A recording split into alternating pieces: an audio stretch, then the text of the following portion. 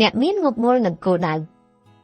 អ្នកក្រធ្វើអ្វីមួយហាក់បីដូចជាមានអារម្មណ៍ធម្មតាពួកគេមើលទៅមិនសូវស្រឡាញ់ការងារនោះខ្លាំងក្លាប៉ុន្មានឡើយចំណែកអ្នកមានវិញគេមិនត្រឹមតែស្រឡាញ់អ្វីដែលគេកំពុងធ្វើនោះទេគេថែមទាំងធ្វើដោយតណ្ហាយ៉ាងជ្រាលជ្រៅខ្លាំងក្លាបំផុតទៀតផងគេផ្ដោតអារម្មណ៍យ៉ាងស្លុងចូលទៅក្នុងកិច្ចការដែលគេកំពុងធ្វើដែលនេះហើយគឺជាហេតុដែលនាំឲ្យគេធ្វើបានល្អបំផុតនិងសម្រេចជោគជ័យអ្នកមានខំធ្វើការងារដូចឆ្កួតមានពីរយ៉ាងឆ្កួតមួយគឺឆ្កួតចិត្តឆ្កួតមួយទៀតគឺឆ្កួតគំនិតឆ្កួតគំនិតគឺលបសដេអត់ដឹងខុសត្រូវខូចសរសៃប្រសាទខូចខួរក្បាលជាដើមឆ្កួតបែបនេះគឺឆ្កួតទឹកប្រកបអត់អាចធ្វើការងារអ្វីបាននោះទេគឺជាឆ្កួតដ៏អភ័ព្វនិងគួរឲ្យអាណិតបំផុតចំណែកឆ្កួតចិត្តមានន័យថាមានអារម្មណ៍ផ្ដោតស្លុងចូលទៅក្នុងកិច្ចការអ្វីមួយឬចូលទៅក្នុងរឿងអ្វីមួយឆ្កួតបែបនេះប្រសិនបើឆ្កួតក្នុងកិច្ចការណាមួយគេនឹងធ្វើឲ្យកិច្ចការនោះសម្រេចលទ្ធផលអស្ចារ្យបំផុតអ្នកមាននឹងដែលជោគជ័យធំក្នុងលោកនេះសុទ្ធតែជាមនុស្សឆ្កួតចិត្តឆ្លក់បួវែងវួរអារម្មណ៍ចូលទៅក្នុងការងាររបស់ពួកគេគឺពួកគេធ្វើអ្វីមួយដោយការផ្ដោតអារម្មណ៍ធ្វើដូចជាមនុស្សឆ្កួតអញ្ចឹងគឺគិតតែធ្វើមុតក្បាលចូលទៅក្នុងការងារនោះមិនលឿនឡើងមនុស្សភាគច្រើនខ្លាំងណាស់ពាក្យថាឆ្កួតហើយនៅពេលដែលអ្នកដទៃតេះវាថាឆ្កួតនាំឲ្យពួកគេកើតចិត្តខឹងថ្ញាល់ប្រតិកម្មមួយរំពេចហើយអ្នកខ្លះអាចលួចក្តិចសាច់ខ្លួនឯងសាកមើលសង្ស័យថាឆ្កួតមែនឬក៏អត់អ្នកមានគេអត់ដែលសង្ស័យថាខ្លួនឯងសាកមើលសង្ស័យថាឆ្កួតអញ្ចឹងទេ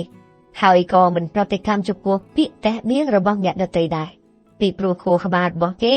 ដែលមានសតិសម្បជញ្ញៈល្អបរិសុទ្ធ 100% ដឹងខុសដឹងត្រូវដឹងល្អដឹងអាក្រក់គ្រប់យ៉ាងតែគេដឹងថាខ្លួនគេពិតជាឆ្កួតចិត្តចំពោះការងារពួកគេវក់ឆ្លក់យ៉ាងងប់ងល់ក្នុងការងារពួកគេផ្ដោតអារម្មណ៍យ៉ាងសុខ 100% ចូលទៅក្នុងការងារដូច្នេះទើបបានជាពួកគេអាចសម្រេចបានលទ្ធផលយ៉ាងធំដុំនិងអស្ចារ្យបំផុតគួរជាទីមោទនៈចំពោះខ្លួនឯងលោក Bill Gates ឆ្លក់ស្លងអារម្មណ៍ចូលទៅក្នុងការងាររបស់ខ្លួនគឺគាត់អង្គុយនៅលើកៅអីមួយកន្លែងជាមួយនឹងបន្ទះឈិតលើតុក្នុងបន្ទប់មួយរាល់ថ្ងៃជាប្រចាំបាយមិនណាត់ទឹកមិនរើមិត្តភ័ក្តិមិនតាក់ទងឪពុកម្ដាយមិនជួបគ្រប់គ្នាគិតថាគាត់ឆ្កួតហើយទេដឹងក៏ប៉ុន្តែគាត់ខ្លួនឯងដឹងច្បាស់ណាស់ថាគាត់មិនឆ្កួតលបសតិនោះទេគាត់កំពុងស្លងអារម្មណ៍ទៅលើកិច្ចការរបស់គាត់ទីបំផុតគាត់ក្លាយទៅជាបេដាសតវែរដ៏ធំបំផុតនៅក្នុងពិភពលោកនិងជាមហាសេដ្ឋីទី1រយៈពេល2ទសវត្សរ៍កន្លងហើយនៅពេលដែលមនុស្សយើងកំពុងផ្ដោតអារម្មណ៍យ៉ាងស្លុងចូលទៅក្នុងកិច្ចការអ្វីមួយតែងតែត្រូវបានអ្នកដទៃសង្ស័យថាឆ្កួតតែយើងមិនត្រូវឈប់ដោយសារតែពាក្យដូចឆក់លើមុខរបស់ពួកគេនោះទេយើងត្រូវជឿជាក់លើអ្វីដែលយើងបានគិតឃើញហើយមិនត្រូវជឿជាដាច់ខាតចំពោះអ្វីដែលពួកគេមើលឃើញព្រោះការមើលឆ្លុះបញ្ចាំងត្រឹមតែសម្បកក្រៅនិងមិនអាចឆ្លុះចូលទៅដល់ភាពពិតនៅខាងក្នុងការងារនោះទេមានតែការគិតទេដែលអាចឃើញខ្លួនដល់ភាពពិតខាងក្នុងកន្លែងនេះយើងអាចនិយាយថាមនុស្សល្ងងមើលនឹងភ្នែកមនុស្សឆ្លាតមើលនឹងក្បាលអ្នកបរាជ័យតែងតែខ្វល់ខ្វាយនឹងសម្ដីរិះគន់របស់អ្នកដទៃចំណែកអ្នកជោគជ័យតែងតែជឿជាក់លើបេះដូងរបស់ខ្លួននិងខួរក្បាលរបស់ខ្លួនជានិច្ចពួកគេជឿលើអ្វីដែលខ្លួនគិតឃើញនិងធ្វើតាមបេះដូងដែលខ្លួនស្រឡាញ់ពួកគេមិនដែលខ្វល់តាមមាត់ប៉ាច់ប៉ោចរបស់អ្នកដទៃនោះទេពួកគេរស់នៅក្នុងជីវិតដែលខ្លួនពេញចិត្តនិងធ្វើអ្វីដែលខ្លួនចូលចិត្តបំផុតមិនអនុញ្ញាតឲ្យអ្នកដទៃមកត្រួតត្រានិងមកជំនួសទម្លាយបេះដូងរបស់គេឡើយ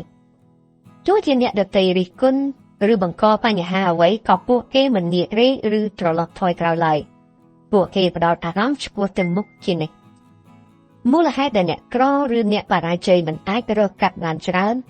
ឬមិនអាចជោគជ័យដោយសារតែពួកគេធ្វើការងារដោយប្រើត្រឹមតែដៃនិងជើងប៉ុណ្ណោះពួកគេមិនបានប្រើប្រាស់បេះដូងចំពោះការងារនោះទេចំណែកអ្នកមានឬអ្នកជោគជ័យពួកគេធ្វើការងារដោយប្រើបេះដូងរបស់ពួកគេស្រឡាញ់ការងាររបស់ពួកគេខ្លាំងបំផុតគឺស្រឡាញ់អស់ពីចិត្តខ្លាំងបេះដូងពួកគេស្រឡាញ់ជាជីវិតរបស់ពួកគេទៅទៀតពួកគេហ៊ានបូជាជីវិតក្នុងការងារមិនរាថយ ពួកគេស៊ូស្លាប់មិនដូរគោលដៅដោយដែលមនុស្សម្នាក់ស្រឡាញ់គូស្នេហ៍របស់គេអស់ពីបេះដូងគឺគេហ៊ានធ្វើអ្វីៗដើម្បីគូស្នេហ៍និងហ៊ានលះបង់ខ្លួនដើម្បីគូស្នេហ៍អ្នកក្រស្រឡាញ់ខ្លួនឯងជាងគោលដៅ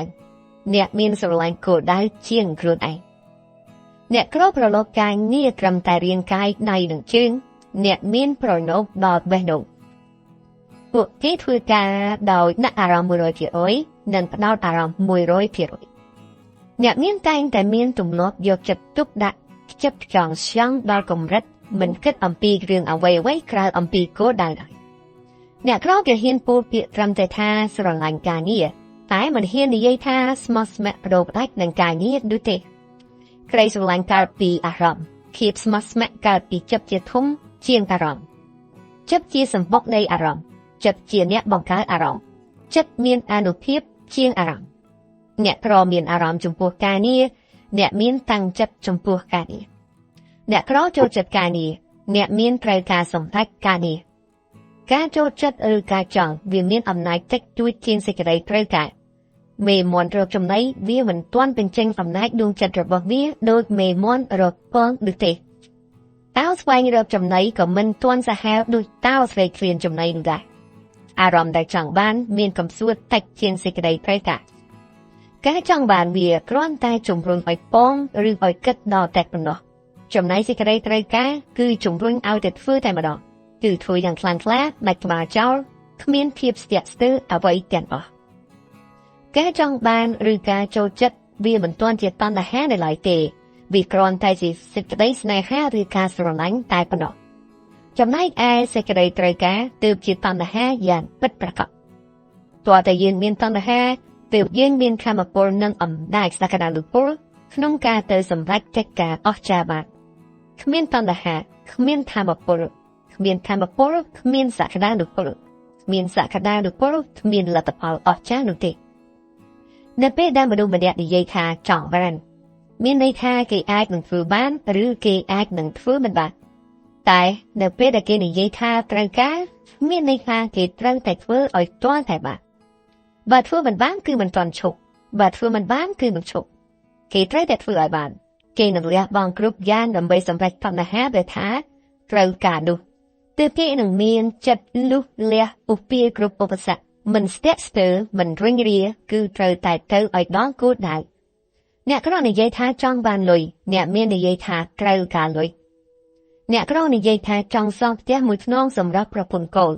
អ្នកមាននិយាយថាត្រូវតែផ្សង់ផ្ទះមួយខ្នងឲ្យរួចរាល់មុនរដូវភ្លៀងដើម្បីការពារប្រពន្ធកូនកុំឲ្យត្រូវទឹកភ្លៀងនិងរងា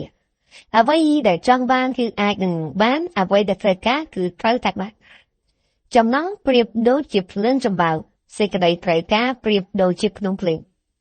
គឺថាវាមានកម្ដៅដល់ទៅរាប់ម៉ឺនសែនលានអង្សាដែលគ្មានបញ្ហាឬឧបសគ្គណាទ្រាំមិនរលះរលួយបានឡើយ